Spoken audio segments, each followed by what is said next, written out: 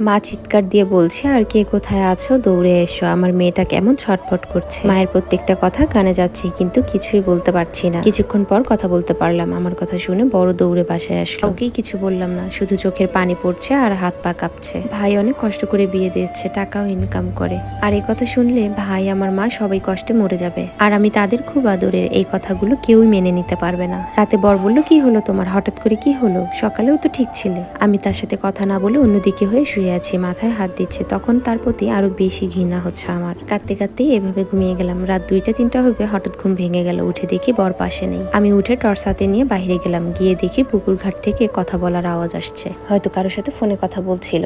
কাছে গেলাম, কথার সাউন্ড অফ। হয়তো আমাকে দেখে কল কেটে দিয়েছে। সেদিনের মতো গেল। আমিও মান সম্মানের ভয়ে মুখ খুললাম না। কত বোকা ছিলাম। নিজের কথা চিন্তা না করে অন্যের মান সম্মানের কথা চিন্তা করেছি। ভেবেছি ভাবিকে ভাইয়া মেরে ফেলবে, মানুষ খারাপ বলবে, ছেলে মানুষ, হয়তো এমন কিছু করার অধিকার আছে, তাই করেছে, সব ঠিক হয়ে যাবে। কিন্তু না, দিন যতই যায় তাদের লীলা খেলা মানুষের চোখে পড়তে শুরু করে। কিন্তু কেউ কিছু মুখ ফুটে বলছে না। আর এরই মাঝে ভাবি বাপের বাড়ি যাবে। মা বলছে আমার ছোট ভাই তাকে দিতে যাবে, কিন্তু ভাবি কোনোভাবেই মানছেন না। তিনি একা যাবেন, কিন্তু আমাদের গ্রামের নিয়ম, বউ বাপের বাড়ি একা যায় না, শ্বশুর বাড়ি কেউ না কেউ গিয়ে তাকে রেখে আসে। বরাবর কিন্তু আমার ছোট ভাই তাকে রেখে আসতো, কিন্তু এবার কিছুতেই সাথে নিল না। এদিকে সারাদিন বরের কোনো খোঁজ নেই। ফোন দিলাম, কোথায় তুমি, বলে যে আমার মিটিং আছে, বাসায় যেতে রাত হবে। আমার মন যে কিছুতেই মানছে না। ঠিক বুঝতে পেরেছি তিনি ভাবির সাথেই আছেন। ছোট ভাইকে স্কুলে পাঠালাম সন্ধ্যার একটু আগে, যেহেতু স্কুলটা আমাদের বাড়ির পাশেই ছিল। ভাই এসে বলল, আপু আজ নাকি দুলাভাই স্কুলে যায়নি, ছুটি নিয়েছে। মাথায় আকাশ ভেঙে পড়লো। প্রেগনেন্সির সময় এত চাপ কিছুতেই নিতে পারছি না। দিন দিন আমার প্রেশার বাড়ছে, শ্বাসকষ্ট বেড়ে যাচ্ছে। ভাবলাম আজ একটু ধরা দিতেই হবে। তারা হয়তো বা ভাবছে তাদের লীলা খেলা কেউ বুঝতে পারছে না।